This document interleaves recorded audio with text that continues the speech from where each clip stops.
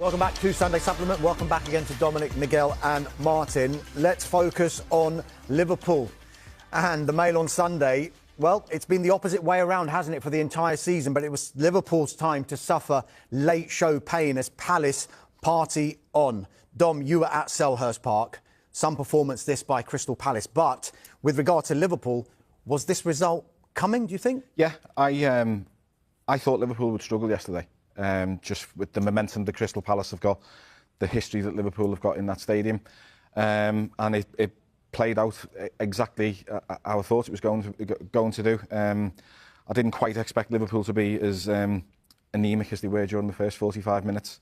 But, you know, we've talked about Brentford before. Let's give recognition to what a fantastic team Crystal Palace are. The atmosphere yesterday, Saturday afternoon at 3 o'clock, the noise in Selhurst Park was just fabulous. It was just, Oliver Glasner said something about this is why we all love football.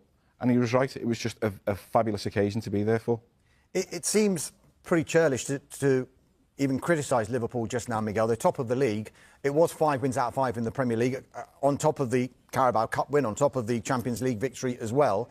But a lot of people have been saying, look, this start to the season and how it's gone is not sustainable. Yeah. What do you think is wrong at Liverpool? And I know it's bizarre to say that, given that they're top of the league. But even at the top of the league because of all these late goals. And I suppose it's the classic thing with late goals, and that they're potentially a sign of two things. One is character, you know, personality, all the stuff that comes with being a champion. But the other side of that, especially if it happens so often, is that, well, late goals are required because you've got flaws in your team. So I think both are true with Liverpool. Because, I mean, you know, we were speaking off air, even though they're champions, they've essentially made all the changes that were kind of halfway planned when Klopp went. So it is sort of a new team. They're champions, and yet they're at the start of a new cycle. I think there's a lot of adaptation. That was it yesterday. Sorry for interrupting. They did look like a new team. The two full-backs, when Frimpong came on and Kerkez, they're needing a period of adaptation. Alexander Isak, Arne Slot said to us on Friday that he's basically 3 weeks into his pre-season. So if you're working on the players who've started since July, he's nearly like six weeks behind in terms of his physical capabilities.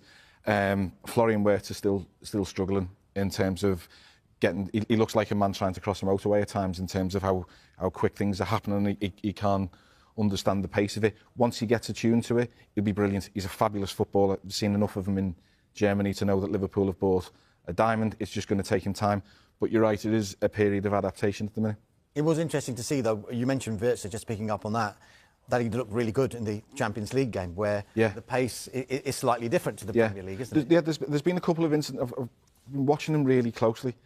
The runs that he's making into channels, he never stops, literally never stops. He's always looking around to see little avenues that he can exploit. And he keeps looking for Virgil van Dijk to make the diagonal ball to find him.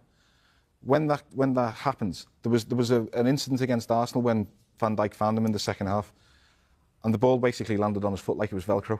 Unbelievable touch. He's got it all, but there is the culture of coming to England. It is a completely different league. It's a completely different physical intensity, and it's just going to take that little bit of time to adapt. Martin, Miguel mentioned that all of these late goals also signify flaws in a team. Now, one of them has been highlighted in the Sunday Mirror, and Liverpool's, it's difficult to say failure to sign Mark Gahey. What happened on deadline day, of course, but Slot's wide of the mark if he thinks Klopp don't need Gahey. Is that a big issue for them from what you've seen so far? It's a weakness in this Liverpool team. If you were going through the Liverpool team position by position, the partner to Virgil van Dijk is an issue. Mark Gahey would have improved that no end. I'm glad it didn't happen. I'm glad he's with Crystal Palace, because I don't think Crystal Palace are they second in the league, I think, at the moment? I don't think they're second in the league if Mark Gahey ends up at Liverpool. So I'm delighted it didn't happen. But no, it was a mistake. You can say, because they had all summer. Crystal Palace were willing to sell, so you had all summer to get that deal done. And you know, in a summer in which they did great business, in which they pulled off certainly one transfer that a lot of people, including myself, didn't think was going to happen. That one, you thought, well, this is stitched on. Crystal Palace want to sell, Liverpool want to buy, the player wants to go. what's the problem here? And somehow they didn't get it over the line. It could end up costing them. I don't think it will. I think when it clicks, they're going to be scoring so many goals that you know the defence becomes less of an issue. But at the moment, it's an issue. Let's talk Palace very quickly. Elise left last summer. Eberiche Eze left this summer, and they are the only unbeaten team in the Premier League. In the Sunday Telegraph, and I know Martin doesn't want to hear this, but Glasner needs a new deal with rivals on alert. If they can keep him, and because there seems to be so many Premier League managers under pressure at the moment, with the likes of Glasner and Iraola top of everyone's list, it seems, if they were to make that change. But if they can keep Glasner, which we've no reason to suspect that they can't, what kind of season do you think, Dom, Crystal Palace can have?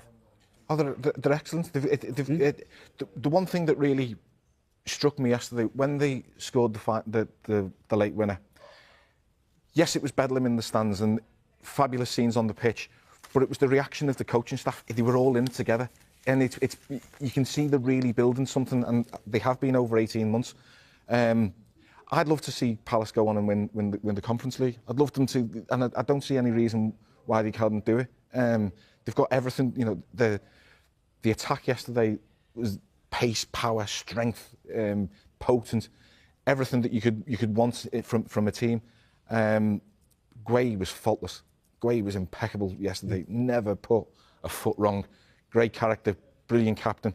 And then there's that energy where you can see they're all in it together. And as Martin said, it's fabulous to see the league table looking so different. I'd like to see him win the Premier League. I mean, forget the Conference League. I'd like to see him win the Premier League. You know, I still fondly remember the Leicester season. I'm not going to say for 1 second it's going to happen to anyone this year, but I loved the fact that Nottingham Forest were involved all the way through last year.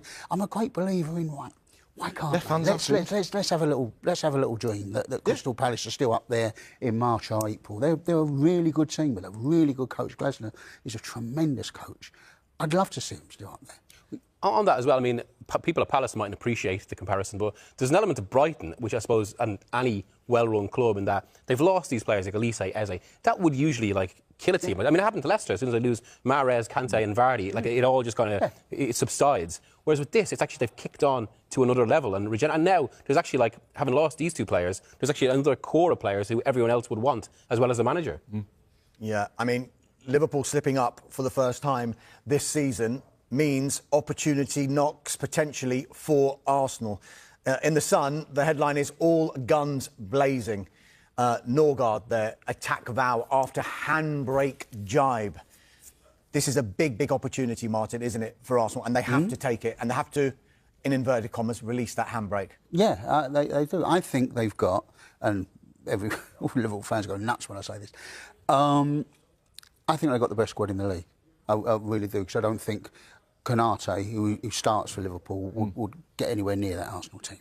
So I think the depth of the Arsenal squad is such that there comes a moment where you've got to go, right, we've got no excuse anymore. We just need to go out and do it, go out and win it. And I think that's this season. I fancy Liverpool for the league. There's no doubt about that. But this is a season when there aren't any excuses at Arsenal. You've got the personnel, you've got the players. The depth in every single position is really, really strong. So there's your chance today. Liverpool have slipped up against Crystal Palace. Funnily enough, if they get a 1-1 draw at Crystal Palace, it isn't the worst result in the world, because Crystal Palace are a good team. But it's the fact they got back into the game and then slung it away. So now you're looking at it, this is a chance. But you've got to go and beat Newcastle, because Liverpool beat Newcastle. And that's where they slept up last year. Every time that Liverpool, there was a false step. Like there was the Liverpool drew with home to Fulham. Arsenal drew 0-0 with Everton that same afternoon. They kept missing chances. You know about this thing about the handbrake? Man City scored the goal last week that Arsenal would never score. That quick breakaway. Yeah. Now, there was... watch that Liverpool game against Arsenal at Anfield. Arsenal had a couple of chances to do that to Liverpool. 2-3 quick passes, and they were in. And every time they got to the halfway line, stopped and came back, and it allowed Liverpool to get organised and whatever. And that was the thing I was trying to think about this rivalry. When Liverpool were playing Man City at Anfield, there was always that sort of nervous energy amongst the crowd. When Liverpool had a corner, if this goes wrong, we're in trouble. This is 2-3 passes in there, anyway. You don't have that with Arsenal, and that's the thing that they have to change. Yeah. Well, doesn't that come back to, I think, this midfield he picked? Like, I would actually disagree that the midfield was necessarily defensive. I think they've all got defensive qualities, but they're not really defensive midfield. Like Zubamendi's control, Rice is all power, and Marino, like, he's a goal scorer. But it was basically how, it comes back to your point about like how they can't break. It was all technical possession among those players, rather than actually someone who can just break a game like that, which they might have done if, say, Saka or Eze was on. Yeah, possibly. Yeah, when they played Liverpool the other week, and I was watching that match, and the commentary was everything was about how well Arsenal were doing, And I'm looking at it thinking, I'm watching a different game here, because as far as I can see here, the only team I fancy scoring are Liverpool. Now, I'm not saying I predicted the free kick that won the game or whatever, but you're looking at it and thinking, Liverpool are the ones that look really dangerous. Arsenal have got a lot of the ball and they look very controlled and everything. But Liverpool look like they've got the spark that will win the game. But if it does come down to these two, I think this is going to be the dynamic that decides the season. And like, it reflects actually their summer business. It feels like Liverpool have gone for this higher ceiling of individual quality, particularly in Wirtz and Isak and Ekitike and what they can potentially do. Whereas Arsenal have gone with some, I mean, I think Zubamendi and Eze are kind of top quality players, but they've gone the other direction, which is depth. And I think this is what it could come down to, whether players like that can open a game for Liverpool, an individual game, but where Arsenal's depth will be really, really important if Liverpool aren't too far ahead of time is when it comes to November to January and you've got games every 3 days and like you can't keep playing the same 11. And that's where I think this could, and I think how it plays out could be fascinating. Yes, a big opportunity for Arsenal, but probably not the place that they'd want that opportunity, because they've lost their last 3 games in all competitions at St James's Park. And one of the main protagonists for Newcastle United has been Anthony Gordon in these games. He's actually back from his domestic ban following that sending off against Liverpool a few weeks ago. Eddie Howe doesn't want to change him at all. This has got the ingredients, hasn't it, Dom, to be... It has had the ingredients in the past few seasons of being a real powder keg of a fixture, hasn't it? Yeah, it has. And I've looked at this all the way out this week and been thinking, Newcastle lost at home to Liverpool. They then lost at home to Barcelona. Are the crowd going to put up with another defeat at home? It'll be a bear pit again. Newcastle need a win. Newcastle need something just to give them a bit of a kickstart. I just think they will be wound up to the absolute max this afternoon. And with that in mind, this is an opportunity then, isn't it, for Arsenal to make that statement? Because if they can go there and get the result, then people will sit up and take notice and think, right, the weekend that Liverpool have lost, Arsenal have gone to St James's Park and done the business. Yeah, exactly what Dom said earlier, that one of the issues last season was that Arsenal never capitalised on a Liverpool slip. Well, this is the grand opportunity for that sort of, like, just even for the psychology of the team itself, just to show they can do that. But like, as you say, it's exactly the wrong opponents, because it is one of those rivalries that sometimes just like come out of nothing in the Premier League. So suddenly, because the coaching staff don't like each other that much, or the players have a few games where they really get into it, and that kind of evolves into something else. Now, there is another dynamic there, because Arsenal, or at least under the old Arsenal hierarchy, which has now just changed under Tim Lewis, they were particularly anti-state ownership. That obviously this has become such a kind of thing with Newcastle. So it's going to be very interesting whether we see this again from the start of this match. I mean, Newcastle, as you say, after 2 defeats at home in big games, they will want to come out